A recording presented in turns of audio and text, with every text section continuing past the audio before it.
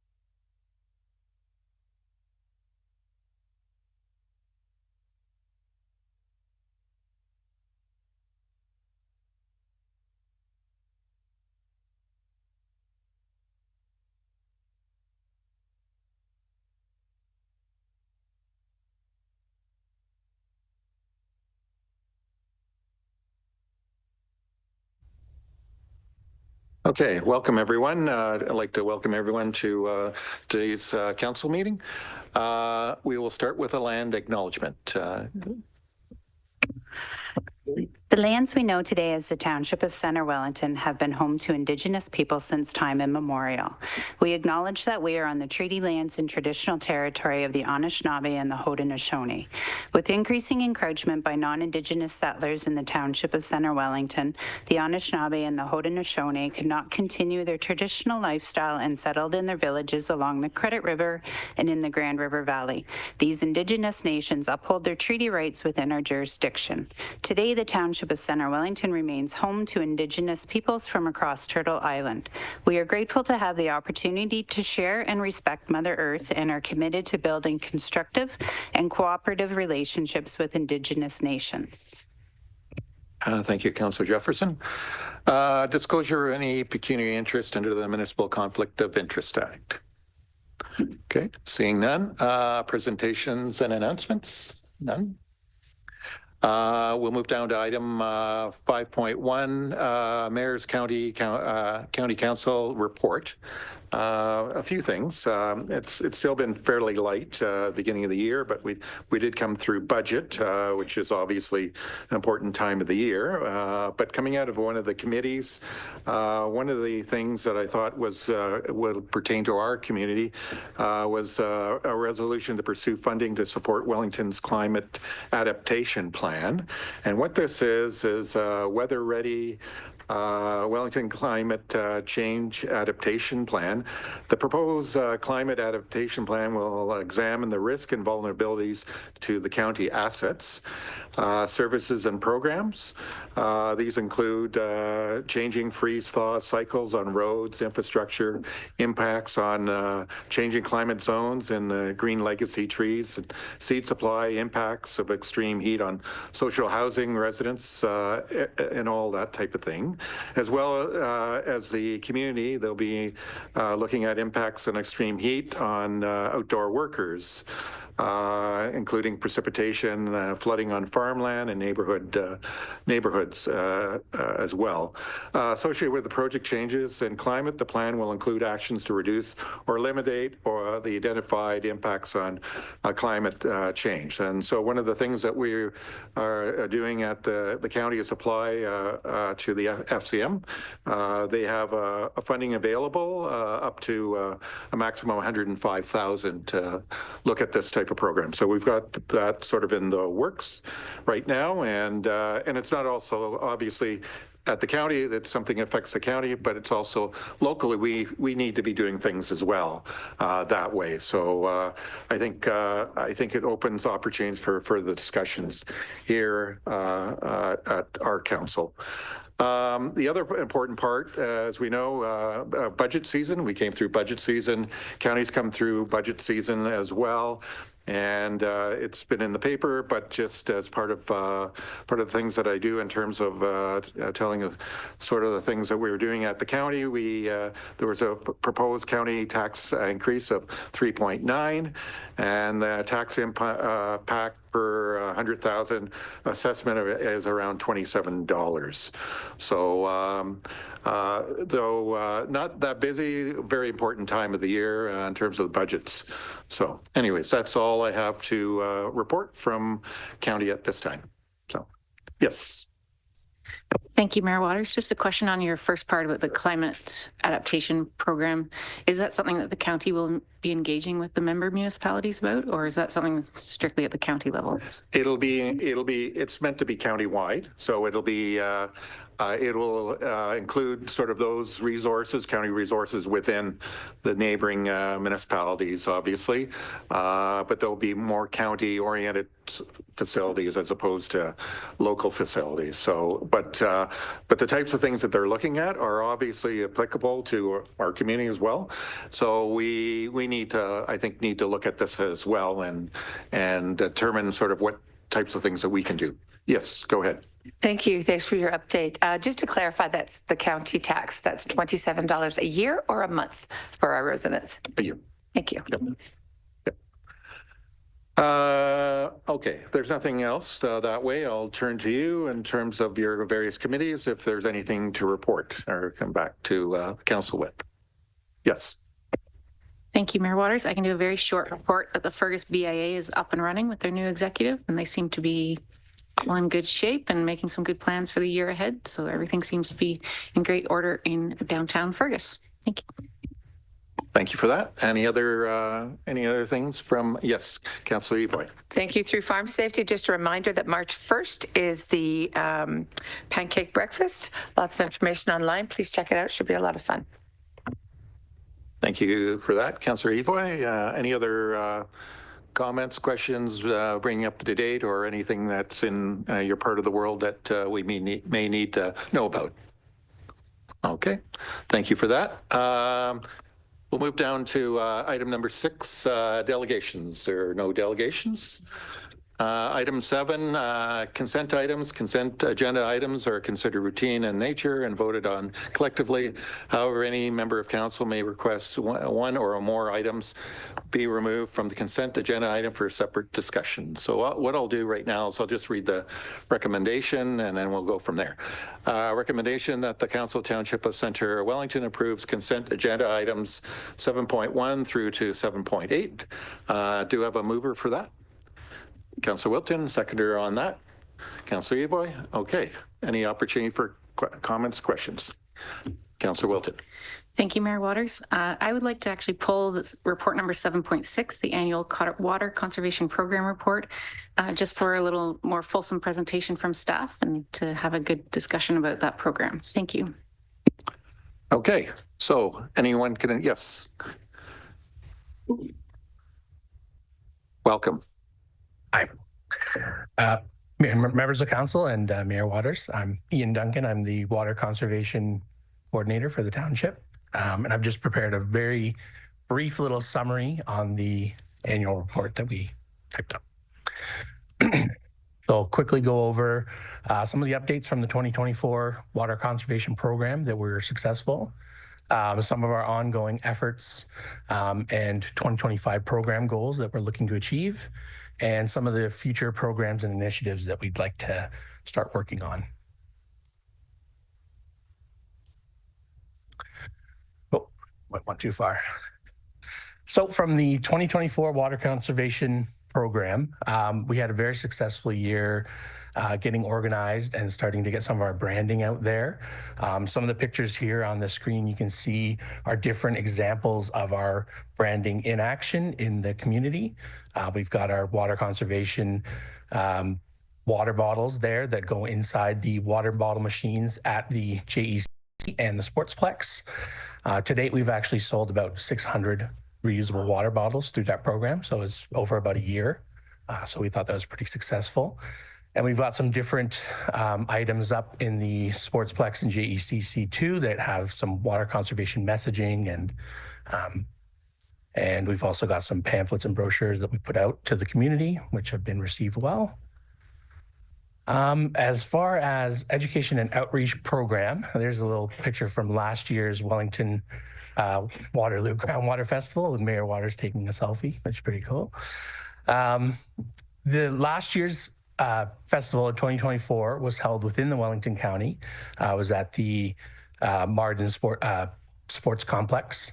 It was attended by 4,500 students and 900 of their parent or teacher volunteers. So it was a very successful week for that.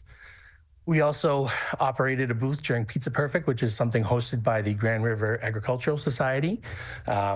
Gives kids an opportunity to get some education in grade 3 on where water takes part in your food supply. The Fergus Lions Club Home Show and Leisure Show, we had a booth there where we presented some different conservation techniques and ideas to the community. There's about 3,000 different community members that made it out to the home show, so it was a fairly successful event. I piloted having a Fix a Leak week to the township, which is typically something we hadn't done before, but it was just an information program that we ran different ideas every day of the week to give some people in the community ideas that they could take on themselves to fix the leaks around their home that they might not even know they have, which we saw some great feedback on that. And we started a grade 8 education program for Township of Center Wellington and the Wellington County in partnership with the Source Water Wellington County, just because it used to be facilitated by the Grand River Conservation Authority, and they were unable to do that in 2024. So we took that over. Some of the program initiatives that we started last year, we commenced a water audit program for some of our larger water users and industrial commercial users. We've had 3 large users take part in the program so far. As far as the splash pads in the community, there's 2 of them, one in Elora, one in Fergus.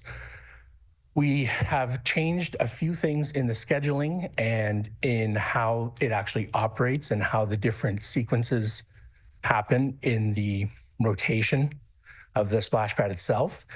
And since the year 2021's average use at those 2 splash pads, there's been a savings of 11 million liters of water through our changes. Water efficiency building guidelines. We created some water efficiency building guidelines to go with the new industrial section in Fergus to go in their handbook, just to give some efficient construction practices for new industrial facilities that'll be up there. And we also started the toilet rebate program in Center Wellington. This program was launched at the end of October in 2024. And so far, there's been some good success there. The total yearly savings that would be accounted for each person that's applied to the program would be about 400,000 liters of water. So we count that as success. Sorry. And we also did some work creating our new outdoor water use bylaw 2024-66. This has come to council before, so you've seen this table. But just to give you a refresher, it's a multi-leveled approach to outdoor water restrictions changing when there's a change in drought conditions. It's something that we really needed to continue our water conservation program because our old outdoor water use program was fairly outdated and we wanted to bring it back in line with other municipalities around us. And some of our future and continuing goals that we want to achieve for this year and next year are non-revenue water loss and water loss exploration. In 2024, the water loss figure for the township was about 16.8%, which is continues to decline as we check into different ways that we can account for this use. The water audit and capacity buyback program will be starting with those different industrial users that came on board to become water audit participants. Will be included in the capacity buyback program, which is a way to give them a bit of an incentive to continue with water control programs. Irrigation reduction program, we'll try and provide some incentives to optimize irrigation systems around the township. There is an existing program that we want to get on board with, which is the Water Smart Irrigation Professional Program.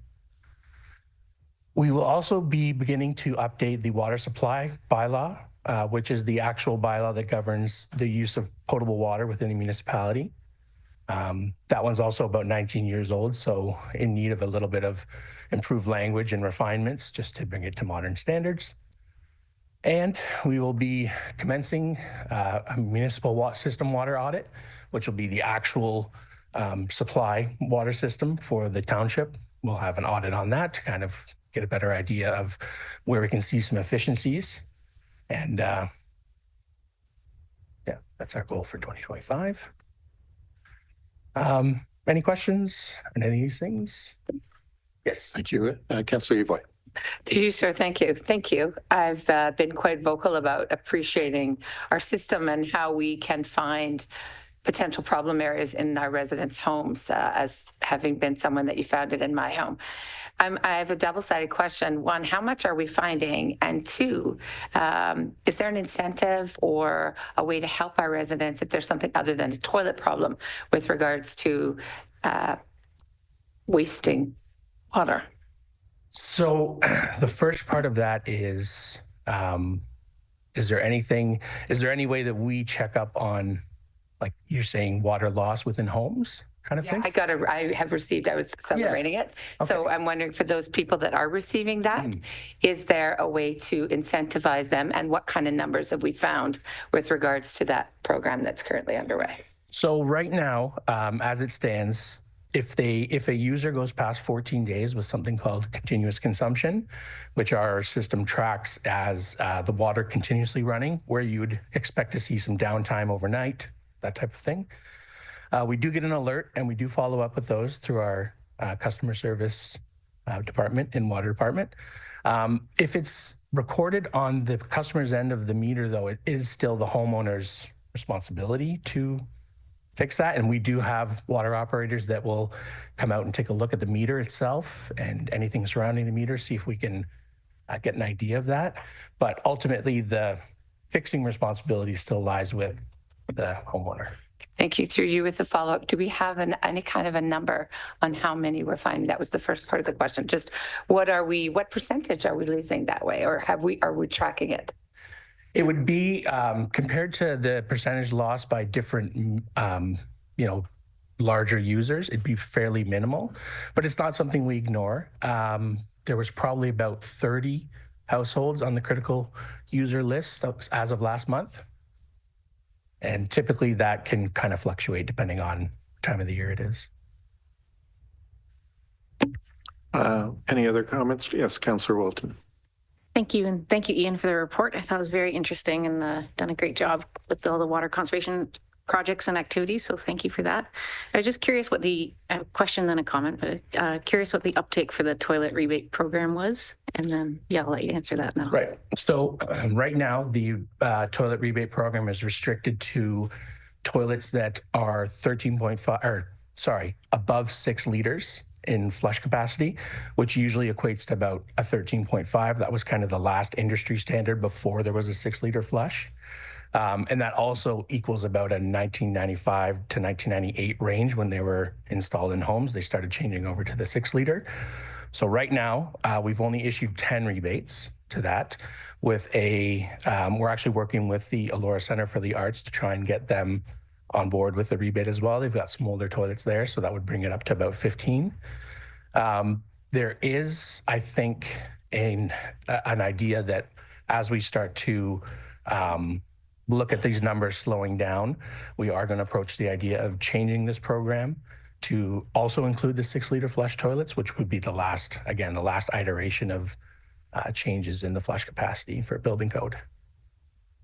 Yeah. And just a comment that I was really impressed that the Nexans was the first one to do the industrial commercial thing. Their water use was reduced by 58%. So that's pretty impressive. It's an incredible amount of savings for them. Yeah. Yeah, great. Thank you for your work on this. Yeah.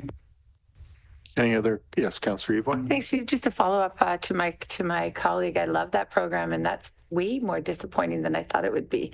I thought we'd have a much bigger take. Is there a reason? Is it the way we're pushing it out there? Can we revisit that? Because it's really surprising to me. It's such a great program. There's a number of different things there too. So, I did receive a lot of applications from people that did have 6-liter flush toilets and they wanted to change them out.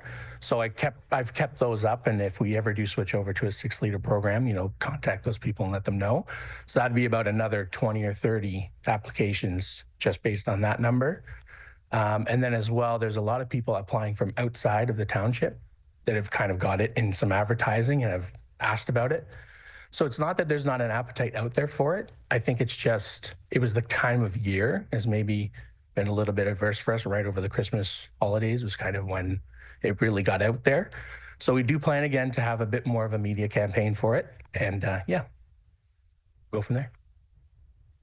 Any other comments or questions? Yes, Councillor Adams. Thank you, through you, Mayor. I just have a question in terms of the annual bylaw enforcement report. I was just wondering, sorry for here. No, sorry. Okay. Thank you. Thanks. Jumping ahead. Thank you, Ian. Okay. Okay. Now we'll go to your question. Yes. There we go. All right. Just a quick question. I know we're going to be having a report coming up about the change in user fees, but just wondering if maybe it's appropriate time now with the annual bylaw enforcement report. I just had a question whether we can get just kind of like a high level, if you could speak to high level, it seems like the most number of complaints are coming about clean yards. And so I'm wondering if you could just kind of speak to that and like the issues that you're seeing and Sure. what type of complaints that we're seeing and what your department's been dealing with. Yeah, so ever since the enactment of our Clean Yards bylaw, we had a massive shift in terms of complaints. Historically, they were all under our property standards bylaw, which basically has the content of the Clean Yards bylaw within that. We separated it just because we wanted to focus specifically on methods of remediation if we needed to for people not maintaining their grass or garbage accumulation, things like that. So there's been a significant uptake in those complaints. Thankfully, we have had a high compliance rate with it. So it's usually a matter of education and notification, and we're able to get the compliance we need. Yep. Yes, go ahead. Just to follow up, is it typically like grass cutting and stuff, or like I'm just kind of curious the number, or it could be any number of things? It could be a variety of things. Most common ones would be, grass accumulation, of growth of weeds. Waste accumulation is another massive one. Yeah. Through you, Mayor Waters, I just want to jump on Councillor Adams' comment there about what actually is on the lawns that you're asking the bylaw to utilize. Would it also encompass like mounds of mulch that have been sitting there a long time? No. Okay. So the intent of that bylaw is to deal with things that wouldn't have any perceived value, that are just rubbish or garbage, in other words. Yeah. Any further comments or questions? Okay. Thank you. Oh, was that your? Oh, okay. Okay. No, thank you for that. Any other comments on this section here? Councillor Jefferson. Yep. Thank you, Mayor Waters. I'm just wondering with the 7.7 and 7.8 that those are also annual reviews that we're not going to see again till next year at this time. If we could just maybe have an overview of both of those too, just because it's regarding water and then also our liability with that.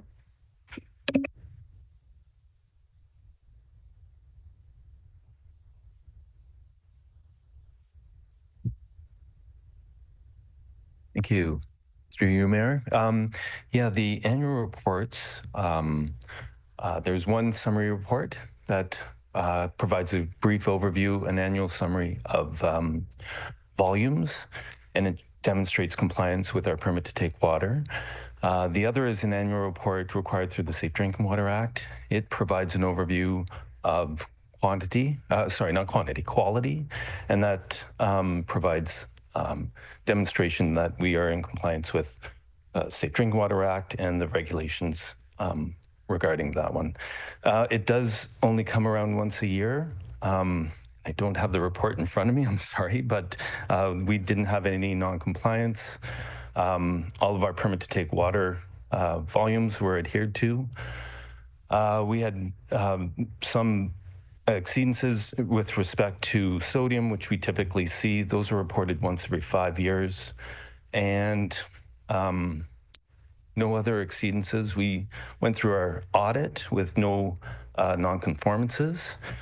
And we went through our inspection with 100% inspection risk rating, which means we get a perfect score. That was the fourth 100% in as many years. Okay, any further comments or questions for Dino? Okay, thank you. Okay, so we've gone through this section and we had a first and a seconder. And any further comments or questions as it relates to this area? If there's none, all those in favor? So moved. Thank you. We'll move down to consideration of our reports. Item 8.1, Bridges and Transportation Network. And we have Adam Dickerson's going to come and speak to that.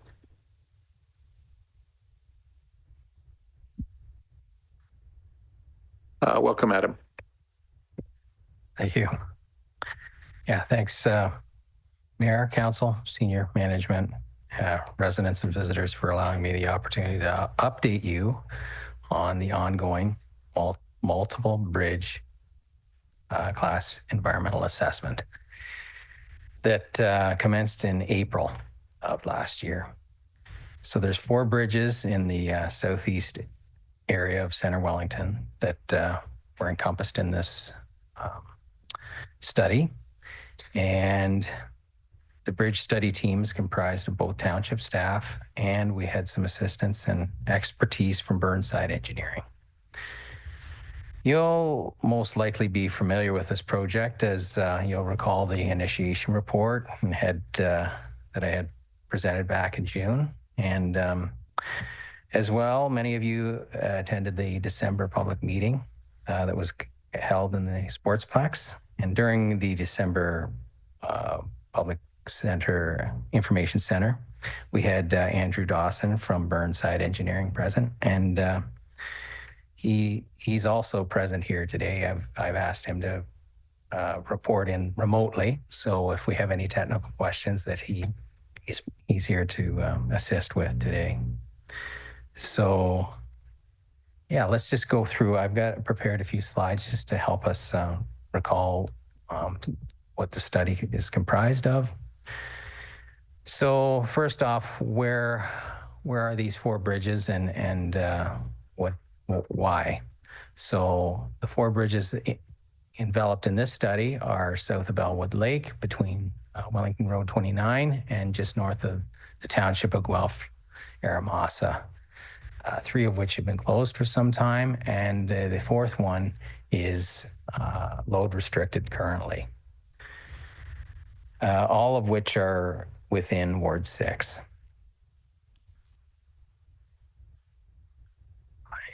I'll get the hang of it here. There we go. So the study, as a recap for this study again, we're evaluating the 4 bridges that are close to traffic and the one that has the load restriction. And we had to consider options such as the current state of repair, as well as removal and replacement feasibilities. The study gives an opportunity to engage with the community to recognize the problems and opportunities provided by these bridges being either opened or closed. Then we completed investigations to address the problems and opportunities identified through the study. Then we look at the combinations of whether or not maybe bridges remain open or reopened rather, or closed indefinitely to determine what the preferred solution might be. The township will use these results for future capital planning of bridge work. So through the process, the municipal class environmental system was amended in 2023. And these amendments influenced the township's 2024 study. These amendments were intended to streamline the process. And the township did elect to follow the process very similar to what the the municipal class environmental process already conducts. And I'll get into that a little bit here. So the study process, as you can see from this slide, there's a lot of different phases along the way, and we're working our way towards the end of all phases here. There was a comprehensive review of the issues and opportunities with having these 4 bridges closed or reopen, receiving input from the community members at 2 public meetings, and conducting detailed transportation, ecological, archaeological, heritage, and financial studies have also been conducted along the way. I'd like to elaborate a little bit further on the consultation aspect. So through various forms of outreach to the residents and public agencies and Indigenous communities, they all provided input that was included in the evaluation of the study process. We reached out in the means such as study notices through the newspaper. There, we have our online Connect CW page, 2 in-person public information centers, and plenty of email and phone discussions as well. One of the big aspects for this particular study is this transportation aspect, given that there's 4 bridges in a local community that influence a lot of residents in that particular area. And we heard things like how it affects their commute times and perhaps delays the emergency response. Things like detours for the farming operations, which is not welcomed. And the closures complicate service routes for things like waste collection, deliveries, school busing, and snowplows.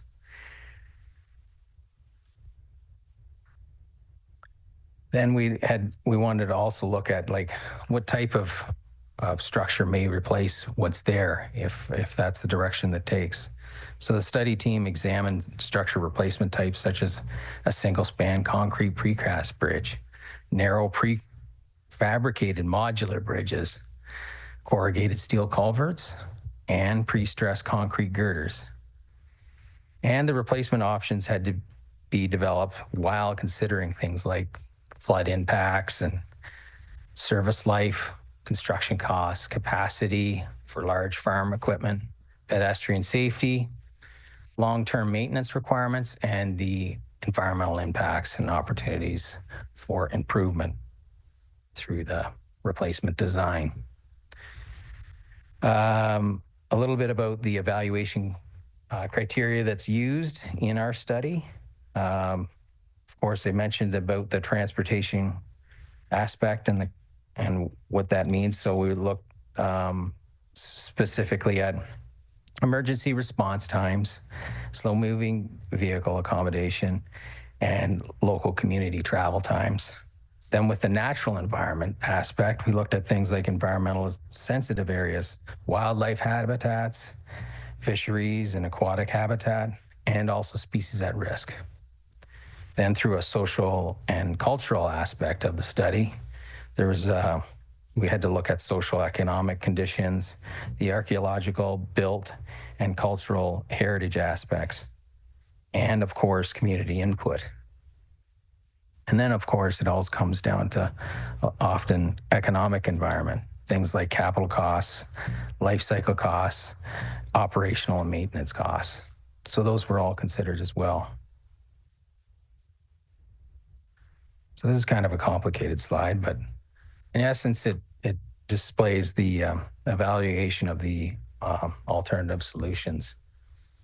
And this slide shows a summary of scores for each of the main criteria with the transportation, environmental, economic, and social, cultural aspects. And for example, it may be somewhat obvious, but opening all the bridges was the most preferred from a transportation perspective. Whereas removing all the bridges would be the cheapest option and the most beneficial to the environment because the water course would remain naturalized. So when you look at all these aspects together, you have to consider each of the main criteria equally weighted, and the preferred alternative in this case is to look at reopening 3 of the 4 bridges studied. One of them is open currently. It's with the load restriction, and 2 others are closed. They're bridges number 2WG, 5E, and 7E, and I'll show you their location here in a moment again. So the replacement of these 3 bridges. So it boils down to these bridges in particular. The biggest benefit is travel times for the agricultural equipment, simplified routes for buses and deliveries and municipal services, commute times for the for the local residents, of course, in the surrounding areas, and it reduces the need for agricultural equipment to travel on arterial roads. We've heard a lot about that through the course of the study from area residents. concerns on that component. Provides opportunities for emergency detour routes during closures on county roads, and allows for opportunities for environmental improvements at bridge replacement sites. The solution was generally supported by the local community based on feedback from the latest public consultation meeting that we had. So the three sites where the bridges were most preferred to have replaced are shown in green. And the third site, we're looking at just a removal situation. And we wanted to not only find out which of the sites were maybe best candidates for replacement, but the order in which they would be replaced.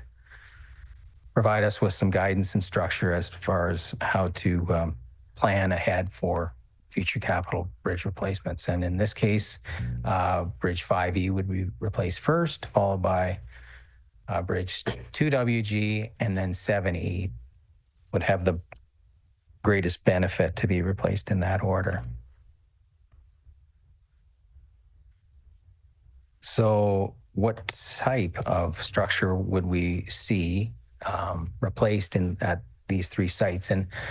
And in all three cases, this particular type of structure that's on screen would be suited in each of those sites. So it's what we're looking at is a single span precast concrete structure, and it's fairly effective and a quick replacement style. So there's a photo on the bottom, one that's partially replaced, and then that sketch above shows how the railing would be introduced to as a barrier for vehicles. So that brings us to the end of my presentation. If you have some specific questions you'd like either Andrew or I to answer, we'd be happy to do so now. Thank you, Adam. Comments, questions? Councillor Wilton. Thank you, Mayor Waters, and thank you, Adam. A couple of questions. One was, what was the community's response to the Bridge 3E to be remaining closed permanently? So we had mixed results. You know, we heard from polar opposites. We heard some of the residents were quite happy with that idea to have it remain closed indefinitely because it makes for a quiet road. And then we heard from the other side of it where it does affect businesses and the time of travel it takes to get to their place of business. So we heard both.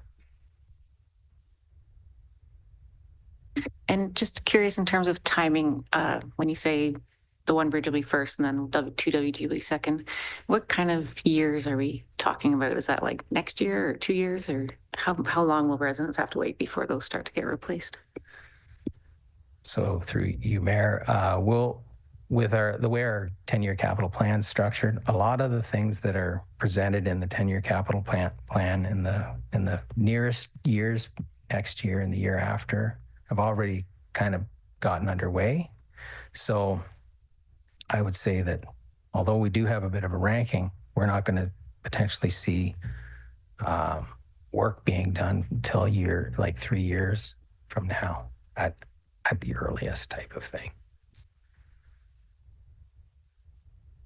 Just curious then for 2WG, if I'm correct, and I may be wrong, so if I am, sorry. I believe there's residences past that bridge on Third Line.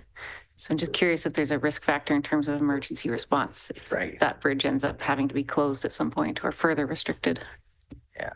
So with that's the one that's currently load restricted. And if it does happen to have a closure in the interim, it's not like anybody's going to be landlocked or anything. There is a method to get around and provide services and snow removal and so on. Yeah, there we go. Adam, I can add a little in as well. So we did do an emergency response study as part of the transportation study, and you can see there that bridge is pretty close to the intersection of Aramosa Garifraxa town line. So there actually wouldn't be any change in response times based on our study to any of the properties, even if 2WG was closed, because the primary route would be to go along 18 and come down third line for properties north of the bridge, and for properties south of the bridge, which there, I believe, maybe just one property south of the bridge near the intersection, would be accessed via 29, then across Aramosa Garifraxa town line there. Mr. Evoy? To you, sir. Thanks so much. I've been following closely along, and to your point, yes, a lot of residents are pleased, and there are some residents who are less pleased. That doesn't mean they're unhappy. It means they're recognizing the struggle that they're about to face with regards to extra time to get the job done, and having to stretch out that route to accommodate what we're doing. So while I appreciate it has to be done, it's unfortunate that we can't agree to do them all at once and get them done and pull the Band-Aid off and get the heavy work done in order to help our farmers, because that's ideally who's going to struggle the most. Finally, I know I was at the open houses, and I appreciate your communication with all of them. Have you had a conversation with the farms in that area that have to use those bridges directly to see how or if we might accommodate some of their needs as we go forward? Through you, Mayor. Yeah, I have had some phone conversations and some correspondence directly with some area farmers, some of which were really passionate about the reopening of these structures. Were actually from our neighboring municipality, because they farm in both, and they need to get to one farm to the next and so on. And ultimately, they would have liked them to never be closed, because it does impact their amount of time that it takes for them to get from one farm to the next, and the fact that they are forced onto some of the county roadways to get around. But I think there's some understanding now, because they see that we're doing the best we can with the resources we have currently. So I think some of the communication came across in that way to them. So there's a little, like, we provided some hope, and it's still, we're with our program, we have so many bridges we can do per year currently. Thanks. I'm just wondering, and I got permission for a follow-up. I'm just wondering, as we go forward, if we can't make an increased effort to reach some of the farms and maybe create a plan for how we can most effectively, because we can look at it and our engineers and planners can look at it, but to know the roots and the habits of the farmers themselves might really help us when we're figuring out new wayfinding, new routes, things like that, to accommodate their needs, because those ideally are the ones using it to feed their families. So I wonder if that's at all an option, or is that stretching the lines at all to have conversations with them, or to invite them to reach out to us? Yeah, I think we did capture some of that in the order in which we're going to have them replaced, because we were able to introduce some of those commentary from those farmers into which ones are going to be most important to them to be replaced first. Councillor Adams. Thank you. Through you, Mayor. I was actually just wondering if you can give some specific detail in terms of the emergency response time impact for the closure happening in 3E. So in just through you, Mayor, it's my understanding is just what are the, like, timing wise, and how negative would that be for various emergency response? I was going to maybe throw this back to Andrew, who's standing by, just to assist with this, because there was a lot of calculations that their team did to produce that kind of thing. So, Andrew, if you have something there. Yeah, so we did do part of the study. We looked at routes coming from Fergus and from the Rockwood emergency response areas as well, the two closest emergency response. There is in the project file report an outline of the exact time savings.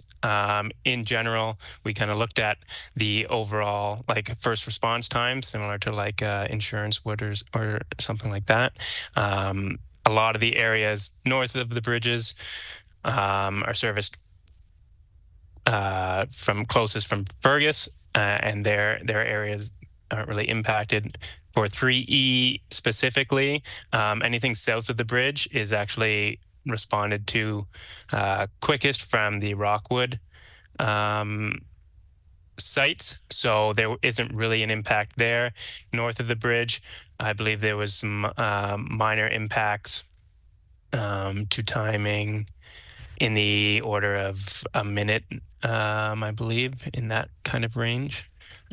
I'd have to look at the specific numbers in the report, but I believe they weren't huge, and it depends where they were coming from, like going to the north of the bridge or the south of the bridge. So I know, Adam, you also had some conversations with the emergency first response, and I think even the fire department in areas who did mention they tend to rely more on the county roads anyway than to take preferred routes that go down some of these side roads. So although our evaluations show that, you know, the quickest route may be to take one of these side roads, the county or the emergency response actual drivers seem to be sticking towards the county road, so there isn't as much of an effect in that instance.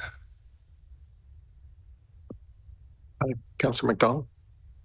Through you, Mayor Waters. So from a safe communities and emergency services lens with closing 3E, can you tell me exactly what route an ambulance or a fire truck is going to take? I know our GIS system would be updated accordingly and probably already is, but there's still people that live there that are going to need services. Yeah, absolutely. So I to be certain, I won't know exactly how they'll approach an emergency, depending on the nature of the call and so forth. But as Andrew indicated, like, it would seem that most of the emergency responders are going to connect through our county road system and use those because they can kind of travel faster to get to those scenes. So that's the best I can provide to you, unless Andrew's got something else to add there. Sorry, Andrew, just as a follow-up, because I did hear from one or two residents there that said, you know, with the bridge closed, how are they going to get a stretcher to my house? So that's an issue, I think, a little bit. Yeah, so there won't be any impacts that would like completely eliminate access here. It's either they have to come from the north or the south of the bridge. So there'll still be like access directly to all the property driveways and able to get ambulances and everything to their houses. I think there was a comment provided at one of the PICs where I guess the driver of the vehicle didn't follow the information on the map, or I'm not sure if the information on the map was up to date, but they came to the wrong side, so then they had to go around. So there was that delay. My understanding, though, is that the township keeps a map that shows the routes that should be used in instances where there's bridge closures here. And there is route mapping shown on a series of figures in the project file report that would show the route with the bridge closed versus open. Councillor Wilton. Thank you, Mayor Waters. This question might be more for Colin and Dan. I'm just thinking about the 3 years out, maybe for one of the first one to maybe get started. And then I know we have other bridges that have just recently been load restricted in Ward 5. There's still some bridges closed in Ward 5, and I believe there's bridges closed in Pilkington area as well. So I'm just wondering if at some point we need to do like a reevaluation of our bridge replacement strategy, and see if there's any other possible access to further funding from various levels of government, or what could possibly be approached, just so we can try to accelerate some of these rural bridges getting replaced in our community. Thank you. Through Mayor Waters, we assess all of our bridge priorities every year as part of the budget process, but 2025 is really a special year in that we're doing an asset management plan update as well. So we'll be looking at both priority work for bridges and culverts, as well as funding requirements this year, and making recommendations in the asset management plan in terms of how that is to be funded. I believe the last asset management plan showed that we are still short when it comes to required annual funding for bridges and culverts. So we'd have to look at a way to try to increase that going forward. Thank you. Yep. There's somebody over here. Oh, Councillor Adams. Thank you, through you. Two questions. One follows up on my previous conversation. Is consultation done directly with the Guelph Wellington Paramedic Services when we talk about the reporting of emergency response times? Because I know there's some provincial compliance within there as well. And then the second thing is kind of in relation to what we talked about there in terms of signage. There was some comments as well about some improvements to signage could be made, and I'm wondering if we've taken some takeaways from that and have some planned improvements in that area. Right. Through you, Mayor. I'll answer the second part of that question. Andrew, if you can give some thought to the data that was used for producing the ambulance routing to these bridge sites. With a second question about the signage. So we did hear about concerns from residents that way, that perhaps vehicles are going down the road and they don't know that they're going to come upon a bridge that's closed, and how far down that road do they have access to. We did provide some additional signage that speaks to the fact that it's not a through road, and that there's only access to a particular range of address numbers, so that if they take the time to read that range, they'll understand they'll have to go around to get the other side. So, and Andrew, if you're there, do you have anything to add in regard to the ambulance routing? Yeah, so the ambulance routing, again, was just taken from the nearest stations. It was more of a transportation study specifically, just for what would be the fastest available routes to each of there was basically a site determined north and south of each of the bridges, and whether it's coming from the Rockwood station or from the hospital and emergency response areas in Fergus. So there wasn't, we didn't have direct discussions with the paramedics, but I know there was some comments provided from fire, but I believe that was the only specific comment. So.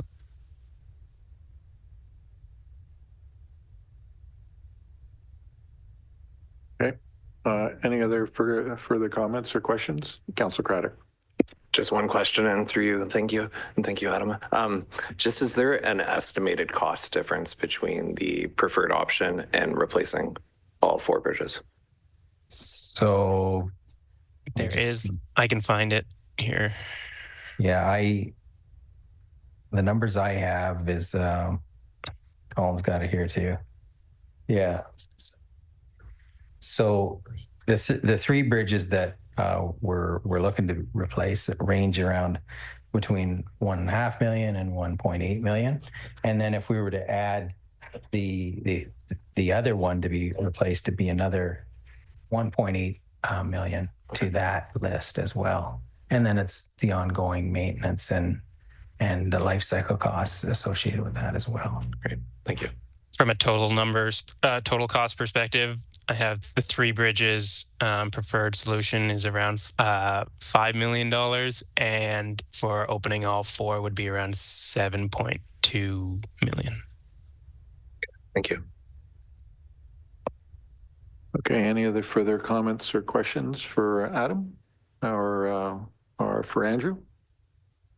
Okay, thank you very much for your presentation. I'm going to read the recommendation that the Council of Township of Central Wellington endorse alternative number 5, replacements of bridges 2WG, 5E, and 7E, and the removal without replacement of bridge number 3E, as outlined in report IS 2025-03, dated February 10th, 2025, and that the Council directs staff to provide the public with a notice of project completion for the Bridge and Transportation Network Study of Bridges 2WG, 3E, 5E, and 7E. Do I have a mover for that? Councillor Wilton. Seconder on that, Councillor Evoy. Any further comments or questions? Seeing none, all those in favor? So moved. Okay, we're going to now move down to item 8.2, fees and charges bylaw amendment, and we have another Adam here. Thank you, Mayor Waters, and through you, the report before you details various amendments to the township's fees and charges bylaw, which are to address corrections to the schedules, provide updated information, or capture service provision changes. The amendments being recommended through this report are highlighted in the schedules attached thereto and are articulated in the body of the email the report. And I'm happy to field any questions the council may have. Thank you, Adam. Comments, questions from council? Well, that was very complete. Okay. So do I have a mover? So I'm going to read the recommendation that the Council of Township of Centre Wellington approve an amendment to the Township Fees and Charges Bylaw as outlined in Report Core 2025-05, and that a bylaw be signed by the Mayor, Clerk, and respect to the amendment. Do I have a mover on that? Councillor McDonald, seconded on that. Councillor Evoy, any further comments or questions? Seeing none, all those in favor? So moved. Okay, we're going to move down to bylaws. 2025-12, a bylaw to designate the lands at 6475 second line to be of cultural heritage, value, or interest. Next, 2025-13, a bylaw to designate the lands at 525 Union Street East to be of cultural heritage, value, or interests. Next, 2025-14, a bylaw to designate the lands at 249 Garifraxa Street East to be of cultural heritage, value, or interests. Next, 2025-15, a bylaw to amend schedules A, B, E, F, and G to bylaw number 2024-82, being a bylaw to establish the fees and charges for various services provided by the municipality. Recommendations that bylaw 2025-12 through 2025-15 be read a first, second, and third time and passed, signed by the Mayor and Clerk and the corporate seal affixed. Do I have a mover for that? Councillor Wilton. Seconder on that, Councillor Craddock. Any further comments or questions? Seeing none, all those in favor? So moved. Notice of motions. Motions where notices have been given. Confirmatory bylaw. A bylaw to confirm the actions of council. Recommendation that bylaw 2025-16 to confirm the proceedings of council at its meeting held February 10th, 2025 be introduced a first, second, and third time and passed in open council. Do I have a mover for that? Councillor Wilton, seconder on that. Councillor Jefferson. Any further comments or questions? Seeing none, all those in favor? So moved. Adjournment. Do we have a mover for that? Councillor Craddock, seconder on that. Councillor Adams. Any further comments or questions? Seeing none, all those in favor? Thank you. And we'll see you next time. So moved.